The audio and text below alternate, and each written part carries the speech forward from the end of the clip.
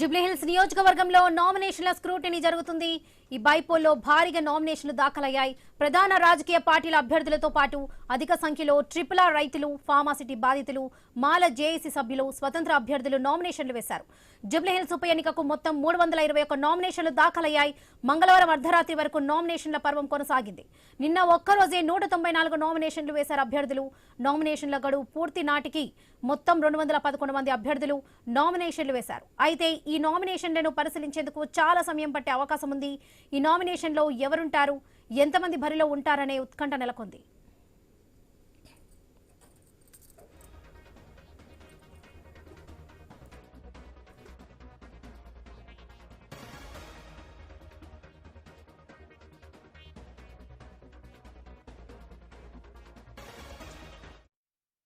జూబ్లీహిల్స్ నియోజకవర్గంలో నామినేషన్ల స్క్రూటినీ జరుగుతుంది. ఈ బైపోల్లో భారీగా నామినేషన్లు దాఖలయ్యాయి. ప్రధాన రాజకీయ పార్టీల అభ్యర్థులతో పాటు అధిక సంఖ్యలో RRR రైతులు, ఫార్మాసిటీ బాధితులు, మాల జేఏసీ సభ్యులు, స్వతంత్ర అభ్యర్థులు నామినేషన్లు వేశారు. జూబ్లీహిల్స్ ఉప ఎన్నికకు మొత్తం 321 నామినేషన్లు దాఖలయ్యాయి. మంగళవారం అర్ధరాత్రి వరకు నామినేషన్ల పర్వం కొనసాగింది. నిన్న ఒక్కరోజే 194 నామినేషన్లు వేశారు అభ్యర్థులు. నామినేషన్ల గడువు పూర్తి నాటికి మొత్తం మీదుగా 211 మంది అభ్యర్థులు నామినేషన్లు వేశారు. అయితే ఈ నామినేషన్లను పరిశీలించేందుకు చాలా సమయం పట్టే అవకాశం ఉంది. ఈ నామినేషన్లో ఎవరుంటారు, ఎంతమంది బరిలో ఉంటారనే ఉత్కంఠ నెలకొంది.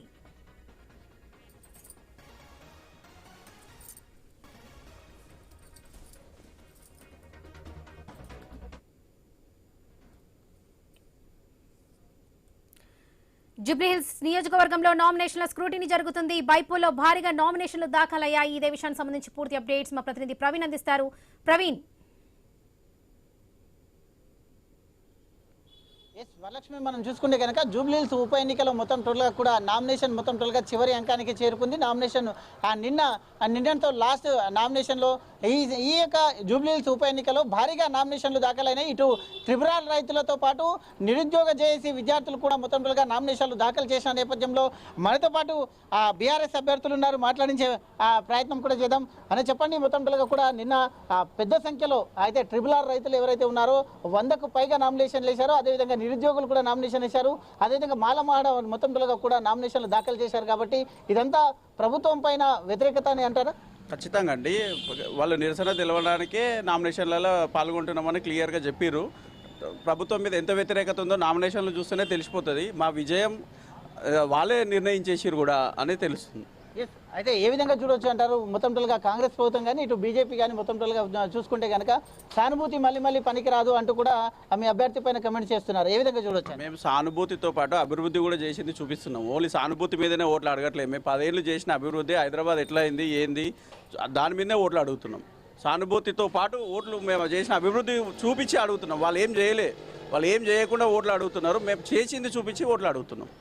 అయితే మొత్తం కాంగ్రెస్ మొత్తం ఎంఐఎంతో జత కలుపుకొని ముందుకు వెళ్తున్నది. అయితే జూబ్లీహిల్స్లో ఎలాగైనా ఖచ్చితంగా గెలుస్తామంటూ కూడా ధీమా వ్యక్తం చేస్తున్నారు. ఏ విధంగా చూడొచ్చు అంట?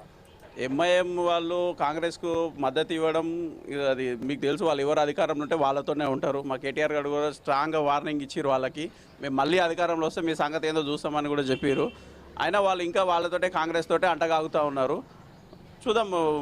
ముస్లిం సోదరులు కూడా ఎంఐఎం పార్టీని అందరు నమ్మే ఇదిగా లేరు ఇప్పుడున్న పరిస్థితిలో. కాంగ్రెస్కి మద్దతు ఇవ్వడం వల్ల ముస్లిం సోదరులు కూడా స్వచ్ఛందంగా బయటకు వచ్చి మేము కారుతోనే ఉన్నాము, బీఆర్ఎస్ తోటే ఉన్నామని చెప్తున్నారు. ఎలా ఉండబోతుందన్న బీజేపీ స్టాండ్? ఎలా అయితే బీజేపీ స్టాండ్ ఒకలాగా ఉంది, కాంగ్రెస్ స్టాండ్ ఒకలాగా ఉంది. అయితే బీఆర్ఎస్ మొత్తం బీఆర్ఎస్ చూస్తే సానుభూతి ఓట్లు పనికిరావు, మేము ఖచ్చితంగా గెలుస్తున్నామంటే ఒకవైపు బీజేపీ అంటున్నది, ఒకవైపు కాంగ్రెస్ అంటుంది. ఎలా చూడాలంటారు?